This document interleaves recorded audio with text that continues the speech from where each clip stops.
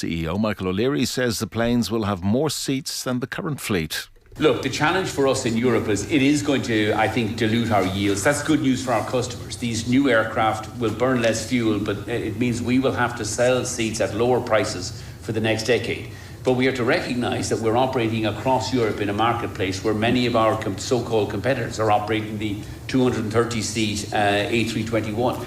About 1,500 hospital beds are occupied every night because of alcohol-related injuries and illness. That's according to Alcohol Action Ireland, responding to a report into proposed new laws for pubs and clubs. The government's sale of alcohol bill will allow some outlets open until 6 a.m. Contactless payment systems are being trialled on local link services only. The National Transport Authority told Dublin City Council that the rollout of the modern payment system on Dublin Bus is years away, blaming old ticketing systems in the capital's fleet. Social Democrats councillor Tara Deasy put the question to NTA's chief executive last night. She says it's time to modernise payment options. You end up maybe, paying a fiver and you don't get your change back. And not everybody has leap cards nowadays either. So I think, bearing in mind, we live in quite a contactless society. I think bringing in a contactless service for buses, I think, would be very useful. That's it for now. We'll have more in an hour. News Talk weather. Thanks to Ryanair. Proposing this summer, get hitched in Paris, Lisbon or Rome with Ryanair's low-fare flights. It'll be dry this evening with clear spells, highest temperatures of 15 to 17 degrees and mostly moderate southwest to west winds. Showers will spread from the west overnight. And now you're up to date on News Talk. The Newsround on Off the Ball. With Gillette Labs. Get the ultimate shave or your money back. Neon Night Edition available now. This is News Talk. Now then, you're very welcome along. So Champions League bonanza in store this evening. It feels like the final in many respects. First leg is at the Bernabeu tonight. Real Madrid against Manchester City. We will be all over that. Meanwhile, Graham Souness was a guest of honour at our roadshow at the Mansion House last week. We'll play you out the interview with Graham from 7:30. Kevin Kilban will be along from the 9 o'clock for the football show. And Rebecca Clancy will be talking all things Formula 1 as well on the show this evening from the Times. Very happy to say here in the studio, Will O'Callaghan, hello. Evening, Joe. And Richie McCormack with us as well. Good evening. Evening, gents. How are you? Very well. 53106, the text number. We are at Off the Ball on Twitter. We might just jump in and give people team news, Richie, because this is just one of those games. It is indeed. The Champions League reaches the semi-final stage tonight with a repeat of one of last year's semis. Real Madrid entertain Manchester City in their first leg at the Bernabeu. Luka Modric is back in the Real starting 11, having missed their last two La Liga matches, but he came on as a sub in their Copa del Rey final win over Osasuna. So that Real team has Thibaut Courtois in goal. Dani Carvajal is at right back. Antonio Rudiger comes in for the suspended Eder Militao. David Alaba and Eduardo Camavinga round out that back four. In midfield then, Luka Modric, Toni Kroos and Federico Valverde. And a front three of Rodrigo, Vinicius Jr. and Karim Benzema. It looks like, and granted this is Pep Guardiola in a Champions League semi-final, but it looks like he's reverted to a back four this evening. Ederson starts in goal for City.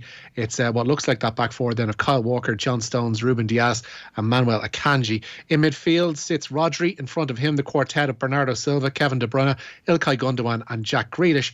Erling Haaland starts up front, of course, and kick-off is at 8 p.m. Yeah, I would suspect he was looking at Vinicius Jr. and said, Kyle Walker, it is time to come in from the cold. So that is nothing too neurotic on Pep's part, I would say. Well, that's still okay. He's not playing Erling Haaland as defensive midfielder. Yeah, indeed. Unless Bernardo Silva rocks up again at left back when the team actually go to kick off and Akanji moves over to the other side. But no, I think they've gone with the pace of Walker to try and deal with Vinicius. And, potentially they want Bernardo Silva to go at the other end where Camavinga has had to step in again at left back for Real Madrid. If they had had Militao fit, there would have been that option to maybe push Alaba over to left back, but Camavinga has to deputise there. That's maybe the one weakness you look in the defending champions' armour currently. And over these two legs, Real Madrid are in that envious position where Man City have to go all guns blazing in the Premier League in a title race with Arsenal, while Real Madrid's domestic season is effectively over. As Richie mentioned, they won the Cup last week for the 20th time, and Barcelona are effectively champions, probably will seal the title this coming weekend against Espanyol. So everything is in the Champions League basket for Real Madrid right now. So again, as Richie said, back four for City this evening, it would appear. Kyle Walker at right back, Stones, Diaz, Akanji alongside him, and then it's Gundogan and Rodri as pivot, double pivot in midfield. Ahead of them, Jack Grealish, who of course this time last year came off the bench at the Burnabout, now very much established. Kevin De Bruyne, and then Bernardo Silva, who does tend to get the nods in these bigger games ahead of the likes of Mahrez. And the big difference on last year, Erling Haaland up front. And as Richie was saying, with Real Madrid, very familiar front three: Rodrigo, Benzema, Vinicius Junior midfield, Valverde, Modric, Kroos, Camavinga a left back, Alaba and Rudiger in the centre defence, and Carvajal right back, Courtois and goal. Was reading Wayne Rooney on Sunday in the Sunday Times, and he just opened with a pretty strong line, which was in effect, he does think City are going to absolutely murder Real Madrid. I hear all that. Real Madrid, you know, they've got a wonderful, curious relationship with this competition, and they can be a touch illogical. But this year, this City team are just too damn good. They're going to whack them, and they'll whack whoever's in the final as well. And they're bloody well as good as our treble-winning team, and it kills me to admit it, but they're just that good. That was the Rooney verdict.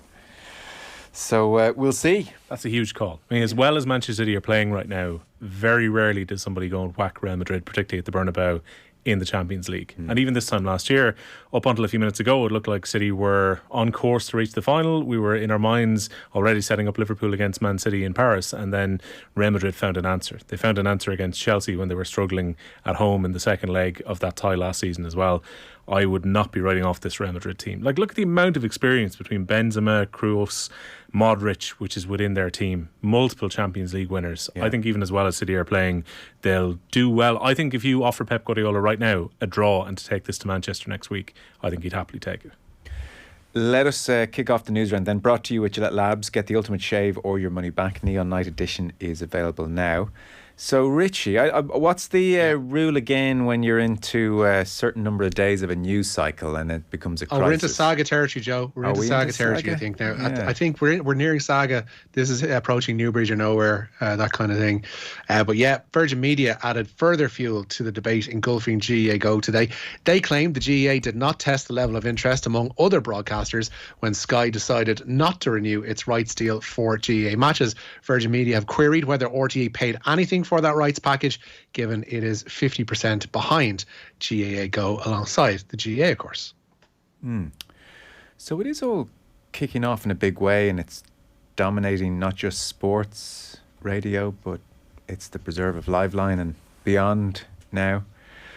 So the question must be asked, said the Virgin statement, did RTE pay anything for these rights, or did they just agree to keep them behind a paywall to drive incremental revenues for both partners, GAA GO, RTE and the GAA is the question. So their sense is this was not put out to tender. We may have been interested, is the Virgin point. Which they said back in October of 2022 as well. They had claimed that effectively at the point that Sky had decided to exit the market, the move had already gone to GAA GO before they had a chance to come in and have a look at how much it potentially would have cost to buy back the rights for Virgin Media potentially. Yeah. Has it ever been made public, sorry Joe, has it ever been made public what the rights packages actually go for? When you consider, like I mentioned it last night, that there essentially is very little in terms of a media market here to buy them. So how do the GAA or how do RTE or how do Virgin Media or Sky arrive upon a figure for which they'll pay? Because there's no market outside of the country. It's purely a domestic based thing.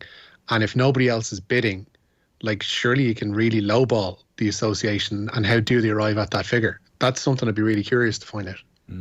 Especially when the claim was made previously that they were looking at outside broadcasters like Amazon and Netflix potentially to show GAA matches, but I still thought that was just a play by the GAA to make it seem like the market was more inflated than it was. I don't know, did it go for the same market value that Sky were paying is the interesting question that the GAA will probably have to answer on this. They will say this is all sensitive commercial information, and therefore they're at no obligation to actually have to come out and say how much was paid for the deal. But what will always complicate things, lads, is the fact that RTE and GAA own 50% of the company, which eventually took the package that Sky had previously. So therefore you get into a situation where the GAA was making a deal with themselves and also their primary rights holder for both TV and radio for the next 5 seasons.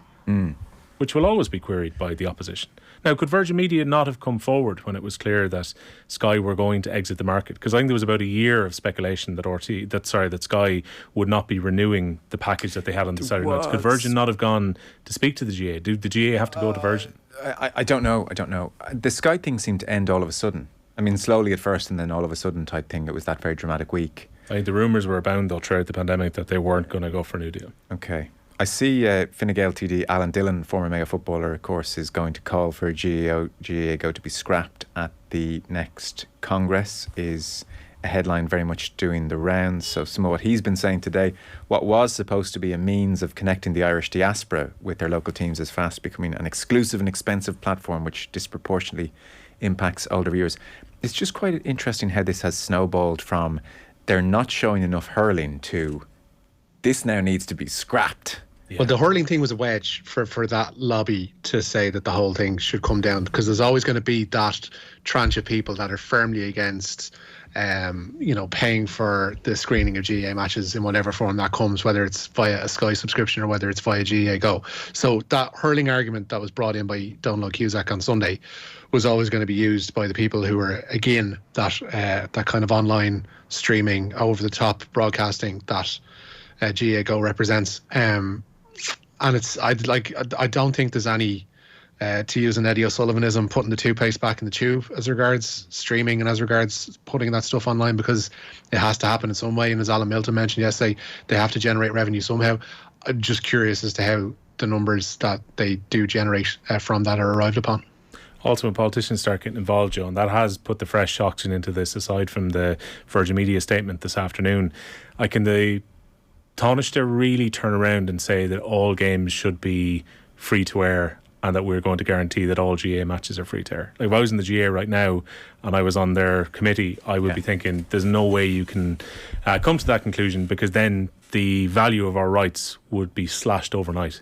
Yeah. There are a couple of different angles to this. I think from the GAA point of view, they have to come out now, I would think, given the mood, and justify the paywall. So that's issue number one. The second issue of the hurling, I think in due course over the next number of weeks, it will become apparent that lots of football is behind the paywall as well, and lots of hurling is very much free to air. Especially the weekend, Joe, when you've got the two big football matches which are coming up in 2 weekends' time at the start of the All-Ireland series, and there's 3 hurling games on free to air that weekend, and particularly the Mayo-Kerry game is going to be on GAA GO on the Saturday, so that will flip entirely. No, it will, and those 2 weekends in a row, 20th and 21st and 27th, 28th, it will flip. So 1, GAA have to justify the paywall. 2, the hurling situation, I think balance will be restored in the next number of weeks. I think the interesting point, the one that Virgin are probably getting at, and maybe increasingly the politicians will be asked to look at, is, so Virgin make the point, and obviously, I don't know, should I recuse myself from this? Obviously, I work for Virgin. I presume everyone, interest declared. I'm not taking sides in any great way. I'm not behind the statement, is what I'm trying to say. And you're still sorry about the Sunday game, Joe. Yeah, I mean, how I was overlooked, it's a disgrace, obviously. But I do think they asked the interesting question, and somebody, funny enough, who's really knows their stuff in the industry, texted this to me months ago, like this kind of sense of, why is this not a bigger story? I suppose now maybe we're all catching up a touch. So Virgin say, given the multi-million increases in state funding to RTE over recent years, RTE now has more sports rights than it can show on its channels, with licence payers now being forced to further subsidise RTE by paying for their GAA through this joint venture with the GAA. So in layman's terms, we're all giving the licence fee to RTE, and now we're all having to pay RTE in part 50% for GAA GO on top of that. How can you be a national broadcaster receiving the licence fee and also part of this private model hoovering up money for GAA content? Is this not an optional subscription though, Joe? Nobody's being forced to purchase it. It is, but you could probably argue that licence fee money is funding the production of it. Like, are those cameras being magicked up? People need to be paid, as well. I don't know the answer to that, by the way. I'm not necessarily coming out saying this can't happen. There has to be separation of church and state. I don't know, but I think that's probably the question that is going to come their way. It's my understanding, Joe, that the games that are getting the full treatment, the ones that have effectively your pundits on the sideline, the full treatment that, say, Sky would have done before, where there's a presenter there, pundits on the side of the pitch, multi-camera angles. GAA GO are doing those productions themselves. So therefore, they're going to have to fund those large-scale operations, which for the best part have been the premium games that have driven subscriptions so far. Yeah. So those 2 games in the Munster Hurling Championship that particularly people felt irked weren't on free to air. No doubt the big football games coming up, Galway, Tyrone and Mayo against Kerry, particularly in the coming weeks, they're being done to a high standard. So therefore, I would imagine that's quite pricey. When you say GAA GO have to fund that, then effectively it comes back to the conversation that it's a 50-50 split between the GAA and RTE. So the GAA and RTE are then funding that, which is absolutely fair enough. Everybody covering a game and everybody who works on something like that deserves their proper pay for it.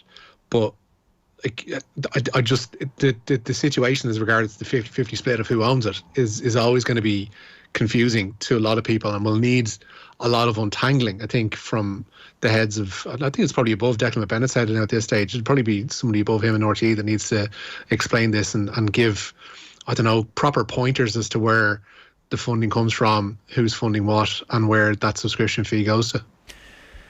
Anyway, it's all going to play out and people are getting very exercise big. There's no question now. Politicians are seeing a bit of red meat, so it will drag on for a few more days yet, I would think. I'm not sure about this idea of taking €50 away from the licence fee because of the fact that GAA Games are on a subscription service. I think that's very much populism that people go, he's absolutely right. That was Alan Dillon's suggestion. To say, let's cut that back.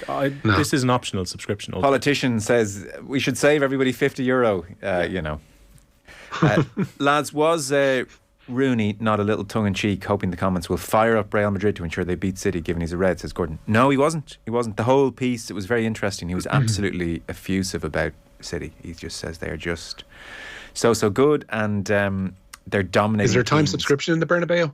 Yeah, this idea of Carlo Ancelotti opening up the Times to go. Yeah, exactly. Look what Wayne Rooney said. Highlight certain bits. Look, he says this here. I don't think so. Will is my favourite pundit across all platforms. Measured and insightful. Love the hurling pod, says Colin on YouTube. Oh, cheers, Colin. There you go. Can't really disagree with that. It's a very nice thing to say. Are you a pundit? Is that what you are? I guess I am now. I would have thought host. Pundit? But pundit, why not? I'm sitting in the pundit's chair literally tonight, so. Whatever City achieve, it will have nothing on United's success in 99. How do you compare a nation-backed team with United squad made up of academy players? Ferguson doesn't get enough credit, says Keane and Leash. I mean, it's certainly one of the drama. That said, let's not present United as plucky underdogs in 99. They did have the class in 92, but that was a period where they were hoovering up the league's best players. They would look at Dwight York and say, we'll take you, thank you very much. They would look at Teddy for sure. They would look at Jaap Stam. So they signed their fair share. Roy Keane was record signing at the time. So I mean, it wasn't quite Leicester City, but I do take the point. There is definitely a substantive difference between the vibe around, oh my God, Manchester United, could they do the treble? Could an English team even win in Europe ever again? Versus City are going to destroy everyone. And it's going to be done in fairly routine fashion. The 100 plus charges narrative will come right back up, Joe, if they win the European Cup. It disappeared for a little while, but it's right there again. As it should, really. So, where are we going, Richie? I think everybody should get €50 back if Man City win the treble. Cian Healy is Leinster's chief injury concern ahead of Saturday's URC semi-final with Munster at the Aviva. The prop is going to have an ankle injury assessed this week. Robbie Henshaw and James Lowe will step up their rehab programmes from respective thigh and calf injuries, but it looks like Saturday's game may come too soon for both. But Ronan Kelleher is back in the mix, having shaken off the shoulder problem that's dogged him since the Six Nations. Peter Mahoney is going to be given every opportunity to prove his fitness for Saturday's game. Munster forwards coach Andy Kyriakou wasn't revealing the results of a scan on O'Mahony's elbow that took place yesterday. However, Kyriakou says they'll continue to monitor him hour by hour and day by day before they arrive at Lansdowne Road at the weekend. Munster are already without RG Simon, Calvin Nash, Malachi Fekitoa and Conor Murray due to head injuries for Saturday's game. Leinster assistant coach Andrew Goodman was asked today about the potential threats posed by Munster. What they've been doing well is contesting in all the contacts, really. That's part of their DNA. They're strong around the breakdown, both sides of the ball. They'll never go away inside the 22. They're really efficient with their attack. They've been exiting really well with their kick and chase game. So and they've got a lot more variation through their attacking game. So there's multiple threats throughout the field for them and through their players as well. So lots of stuff for us to focus on, but the contact area is a big one for us. Such a pity Munster are missing so many big names. It's taken a fair degree of the sting out of this one. Yeah, especially off the back of what was a really good performance to qualify for the semi-final last week, and then to lose players to head injuries, particularly where they're going to be stood down for a couple of weeks, is a harsh blow. A lot of the experienced players gone from the core of the Munster team, because I'm sure Munster would have been licking their lips at the potential that Leinster will have to mix and match a little bit with the 20th of May in mind for the Champions Cup final.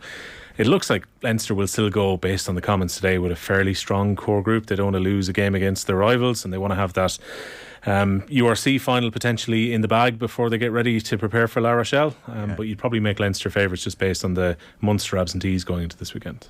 Mike says, just wondering if the Dubs will be on GAA GO or will they get special treatment? Well, they're free to air now, because Declan McBennett confirmed earlier today that all of the provincial finals hurling and football, as part of their rights agreement, have to be shown on RT as opposed to GAA GO. But the Dubs were on GAA GO against Kildare 2 weeks ago. That's true. And on that weekend of the 27th, 28th, they are due to be on GAA GO as well. I think they play Roscommon. So, I mean, that's when it'll all kick off in a big way again. I think when Kerry Mayo and Galway Tyrone, followed by the Dubs the following week, are all on GAA GO. But I do think, so the rights and wrongs of what Virgin are talking about today can be teased out, and the rights and wrongs of licence fee, but also private venture, can be teased out. But I without risking the wrath of the world, it feels like, I do think 38 games for €79 in the context of what we pay for sport isn't outrageous. There is an argument the GAA should be entitled to make money, generate revenue. I mean, I'm not as outraged about this whole situation maybe as others. Where do you take the argument about them generating a subscription service on the back of players who weren't paid?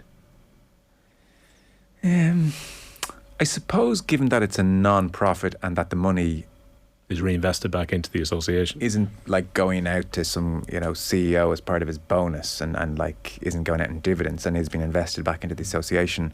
That was John Milan's point on Monday on the Independence podcast. Do we not want the association to thrive? Think of all the projects around the country. You drive through every town in the country, and it is it's certainly got a GAA club, or it's on the cusp of getting one. And we see lots of great clubhouses. So I think that redistribution of money is okay. It's optional. Like, you're still, if you I understand, I hate to suggest €79 is not a lot of money for a lot of people. So I am conscious of that, but I think you are still, for your licence fee, getting 32 games. Yeah, so the guts of 40 games. You're getting a highlights show every Sunday night, sometimes on a Saturday. You're getting the league for free as well. It's not nothing that you're getting. And then there is that optional extra. And I don't have GAA GO. I was, when I was listening to the radio commentary of the hurling game the other night, I did think, bloody hell. And when Dublin played Kildare, I thought, oh, bloody hell. And then even for my job, I guess I'm just going to have to get it pretty soon. So I get it, and I saw the €79 and I said, ugh, just on top. Should have been tempted by the 59 before Christmas, but anyway. Well, indeed. And I got it from my dad for Christmas. Because I figured he would actually really miss it when those matches are on. So I actually do get that argument that it is tough on people, especially if it's their county playing. But in terms of that, amateur players and not being paid and generating money from the game, I think given the way the money is spent, on balance, I'm okay with it. If anyone's ripping us off for our sport, it's elsewhere. Yeah. I mean, look, the argument would be there. Why are people so annoyed now? Is it just on the back of what Donald said and maybe 2 or 3 big fixtures being behind the paywall? They've just experienced missing those big games now. There was a degree of, crap, back in February. But, we've all got a lot going on in our lives. So maybe it's only when those matches are on that the reality of it kicks off. It just seems the fervour against it, Joe, is a bit stronger now than it was when Sky got the rights in 2013, or when the old Setanta would have had the league rights back in the day too. It's probably because a lot of us had Sky, isn't it? And also the Sky games were often the Leinster Hurling Championship matches, which maybe easy now didn't bug the floating voter as much. Maybe it's the online element. Richie and I were talking about this last week too. I think if GAA GO had had a place where it was incredibly easy to get on your TV, that didn't involve a Fire Stick initially, or now having to download an app on your smart TV and cast onto the app and so on. If this had been a case of it was a channel on your Sky box or a channel on your Virgin box, this would have been an easier sell to the public, I think, than it is maybe. right now. Can you Chromecast it? I think you can, yeah. I mean, Yeah. You know, again, but paying for stuff on an EPG is like it's ridiculously expensive from a channel's point of view, as far as I can make out, and that'd be a charge probably that they're unwilling to broach, and that's fair enough, because you want to actually wash your own face with this type of thing. But yeah, it's such a mess. It's going to take a lot to untangle in terms of the public support for it, or lack thereof, I think, at this stage. Yeah. Well, okay. A million texts coming in. None of them very happy with you having to pay, not surprisingly enough. So that's the general mood out there. Rich, last couple of stories. Yeah, Ireland's first one-day international with Bangladesh in the past half hour has been abandoned. Bangladesh made 246 for 9 from their 50 overs today. Ireland had reached 65 for 3 off 16 and a half of their allotted overs before the rain came in Chelmsford, and it stayed, and it forced the game to be abandoned. The upshot of which is that South Africa will qualify automatically for this year's World Cup. That's because Ireland needed a clean sweep of victories in this series, which will resume on Friday at the same venue.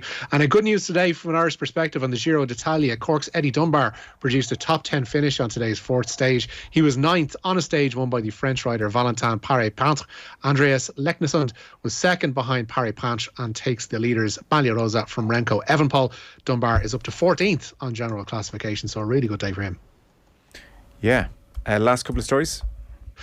Gregor Townsend and Scotland have been boosted by the news that the head coach has signed a contract extension. Townsend is going to remain in charge of the Scots until 2026. He had looked set for a post-World Cup exit from a position he's occupied since 2017, and he was linked with a position on the France staff back in the winter.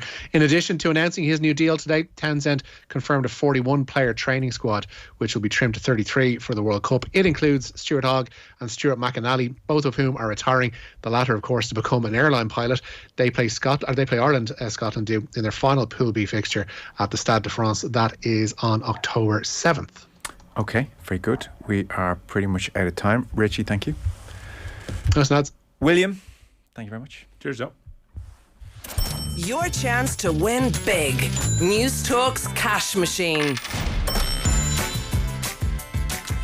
So the new amount you need to know is €30,132.28. Text play to 57557. Get your entry in by 3 o'clock tomorrow, and then across the Go Loud network of stations. Barry Dole make the call.